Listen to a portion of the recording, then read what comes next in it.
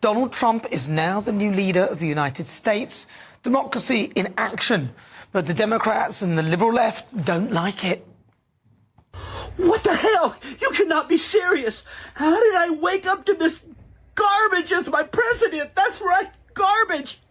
I went to bed last night and she was ahead. I woke up to this freaking nightmare. Donald Trump? How?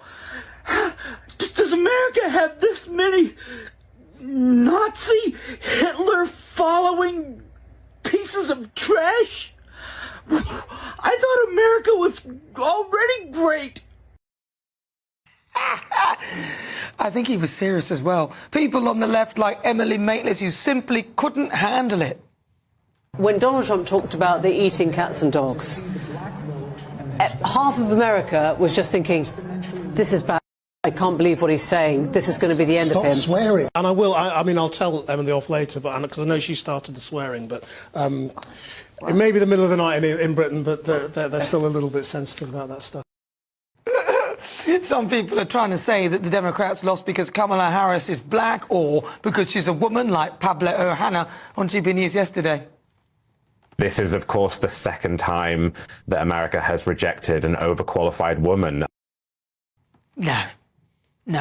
It was because of moments like this. My mother she would give us a hard time sometimes, and she would say to us, I don't know what's wrong with you young people. You think you just fell out of a coconut tree?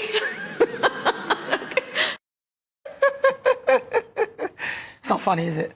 And celebrities like Alec Baldwin, Whoopi Goldberg, John Lennon, Chrissy Teigen, Rob Reiner, Barbara Streisand, Cher, Nancy Pelosi, Hillary Clinton, Megan Rapinoe, Tom Hanks, Amy Schumer, Lady Gaga, Taylor Swift, Bill Gates, Jane Fonda, Madonna, Mark Ruffalo, Kim Kardashian, Bruce Springsteen, George Clooney, Hunter Biden and Oprah Winfrey. God. The left are obsessed with identity politics, and the people of the US have said no. And I suspect this rejection is coming to the UK.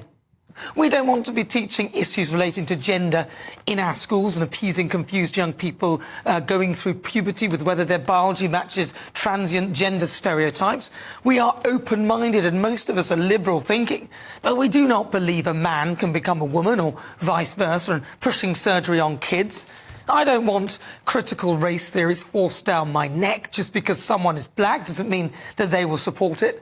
And if someone is an immigrant, it doesn't mean that they'll be happy with illegal migration. In fact, most immigrants jumped through legal hoops to get here. It's even more infuriating watching people being given handouts for breaking the law, especially if you didn't. My mother, she's furious with it. She goes, these people are coming here by dinghy, And then she sucks her teeth. I mean, the problem with the woke liberal elite, the hashtag Be Kind Brigade, is that there is an assumption that just because you're an ethnic minority or working class or gay or some other quality they believe belongs to their class, that you will immediately gravitate towards them. You have a problem figuring out whether you're for me or Trump, and you ain't black. Exactly. You see, their politics is based on identity, and that is a big mistake. If the left in this country continue with the politics of envy, distinguishing the public sector from the private sector, and with their NI hike and diving into state schools and dividing, state schools from independent schools and black from white, Donald Trump not only won the political vote, he won the popular one as well. So no matter what colour you are, your sexual orientation or political class, people care about the economy. Money talks and BS walks.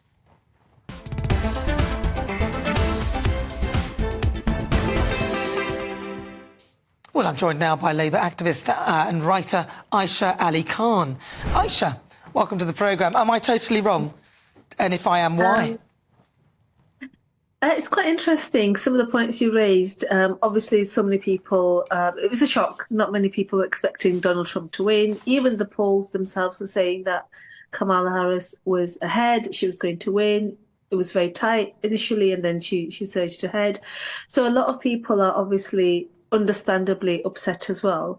But no, a lot of the things that people are saying about, well, a lot of the reasons why people are upset at Trump's victories is just the fear and some of the things that he has said on the campaign trail, some of the things that his supporters have said, especially around women's rights and so on. Of course, we have no idea. We can't look into the future. We have no idea in the next few years, 4 years, what an America under Trump is going to be like the second time round. We can predict some of the things that he might do because we've seen him in action. But ultimately, a lot of people are worried and a lot of people are unhappy. And it just seems that American politics will be regressing, and by doing so, taking the rest of the world politics along with it. You think it's regression, though? Because, look, I suspect, and a lot of people suspected, that maybe the polls were slightly manipulated in a way, where we were all led to believe, or the people there were led to believe, that the thing was tighter than it really was when it wasn't. And, you know, it does... Why? I always wonder why people think that it will be so bad under Trump, when under Joe Biden it's been a disaster, hasn't it, surely? I think a lot of the things that we can definitely look at, the last 4 years under Biden. Yes, there've been a number of wars. Yes, we've had obviously the Ukraine and Russia war. We've got what's going on in Gaza and Israel right now, and now surrounding countries as well. This is a really worrying time, and as a Muslim myself, I'm appalled to see that America took a backseat. As far as we are concerned, as far as myself and other Muslims are concerned, America should have been a bit more firmer, a bit more stricter and stronger with Israel, and basically brought this horrendous conflict to an end a lot sooner. I think there's a lot of votes there that were lost. A lot of Arabs and Muslims just did not vote. They just refused to vote for Trump, and they refused to vote for Kamala as well. So we don't know. We don't know. There's still, obviously, it's not even a week. And it's not even a week yet we've had this election outcome. So there's still a massive post-mortem that's being carried out, and there's going to be more sort of fallout from what's happened. So yeah, I think that with Trump in office, he has promised to end the wars. He has promised to sort of bring peace, and he is right. He does have a track record. When he was in office for the 4 years that he was in office, there were no new wars or conflicts that had started under his watch, but there was a lot of conflict within America. Let's not forget, when the election news was announced, how Trump reacted to it. He refused to accept the election news. But that's not on him refusing to accept that vote. It's happened by many different parties. They're all often doing that. So that why they hyped that up to such a big deal. It's happened quite a few times with the Democrats as well. So that really wasn't the big deal. I've got to say that Kamala, when she did eventually come out and give her speech the following day, she literally said, "We will have a peaceful transfer of power." And I think that was so important, because America is so divided right now, and there was a real risk of it kind of descending back to the violence that we saw. I mean, look, he also won the popular vote, though, so it wasn't just the electoral college votes, it's the popular vote. So it seems that actually the people wanted him in, and it's turned out to be a bit of a landslide. But I notice you also said that America should have been harder on Israel. What do you mean by that? Well, look, what's going on is just unacceptable. The people that have been bombed in Gaza, and now we're seeing almost daily attacks in Lebanon and the surrounding countries. We do not want a regional war. Nobody wants a regional war. We've been fighting for a ceasefire. We want the hostages home, okay? The hostages should have come home. They should never have been taken in the first place. And I've been saying the whole October 7th was it should terrible. never have happened. Absolutely should never have happened. And, I've said this on October the 7th last year, and I've been saying it subsequently. We need to bring the hostages home. We need to end the war. We need to stop the displacement of Palestinians. We need to stop this war effectively spreading and dragging other countries in. And Biden should have taken a stronger stance. He should have called Netanyahu and said, "What is going on? Yes, we know you're upset, but there has to be some kind of limit now." Well, that's true, but let's not forget that Hamas is still repeatedly firing rockets, and they were even before that date.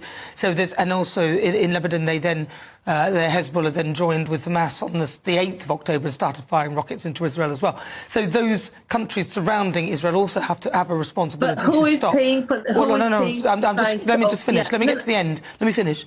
My point is that those countries also have a responsibility to stop firing rockets too. I mean, it's not just Israel. It's all of those other countries around that are also coming out. I mean, Hamas need to stop firing the rockets, full stop. No, apologies for interrupting you earlier. That's all You're right. absolutely right. Hezbollah is not a country. Hezbollah is not in charge of Lebanon. It's not the Lebanese government. Hamas is the elected government in Gaza, but they've not had proper elections for the last 2 cycles. So how many people can say that the current population in Gaza have voted for Hamas? Very few, because a lot of the population, they're children. 50-odd% of the population in Gaza are children. They've not voted. They've never voted for Hamas, and they don't want Hamas as their leaders, from what I understand. And that's why I'm saying that the pressure should be on, more pressure on Hamas to stop. You know, I would like to see the pressure on Hamas. I'd like to see the pressure on Hezbollah. But we also want to stop. Yeah, we also want to stop the mindless killing of children and women and hospitals and bombing of hospitals and so on. Everyone wants to stop, but let's be clear. If Israel didn't have the Iron Dome, Israel would have been obliterated by now, and that would have been from Iran and all the other Hezbollah, Hamas, and all those people. So the only reason why Israel doesn't look like Gaza is because they have an Iron Dome. Because I think sometimes people forget that actually Israel are receiving bombs every single day. They are protected with the Iron Dome, and that's why it's not, that's why everyone's not dead. I think we've got to point out, Nana, that the amount of weapons and bombs that have fallen on Gaza are hardly tiny. The bombs that Hamas and Hezbollah have been sending over to Israel, again, that's wrong. But the impact and the damage to buildings and the cost of human lives at the cost of the IDF bombs, which have been funded by ourselves in the UK and America, it's just the difference. You cannot even compare the two. I think I can, because I think Israel are fighting on not just one front, but at least 4. So you've also got Iran. So let's not forget they tried to obliterate Israel, and they've tried that twice now with ballistic missiles, over 180 ballistic missiles, and so on and so forth. So I hear your comment. I hear what you're saying.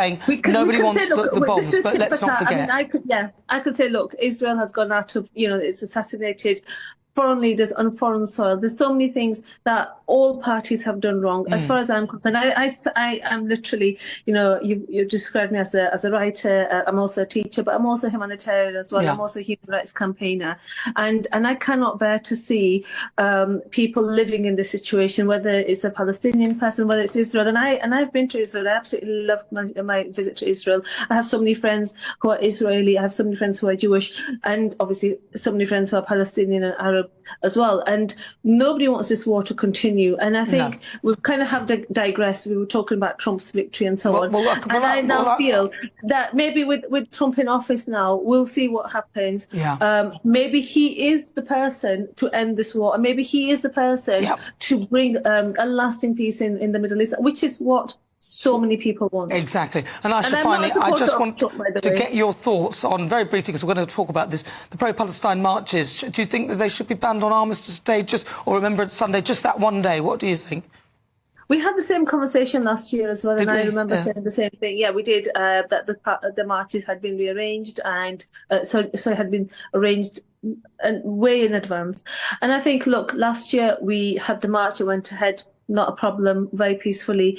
But there are elements of people being concerned, elements within the march that might provoke and cause problems. And they do not represent the majority of people who want to march peacefully. And I have organised pro-Palestinian marches myself, and thankfully none of them have ever descended into any kind of violence. So I think, look, we live in the UK. My stock answer is this: we live in the UK. We have every right to protest, and as long as we do it peacefully and with respect. And look, as a history teacher as well, the Armistice Day is such a valuable, such an important day to remind the country of the sacrifices that soldiers made, not just the British soldiers, but the members of the Commonwealth as well. So I think we have to be respectful and mindful of the sacrifices that were made to keep this country the way it is today. All right. Thank you very much, Aisha. Lovely to talk to you. Aisha Ali Khan.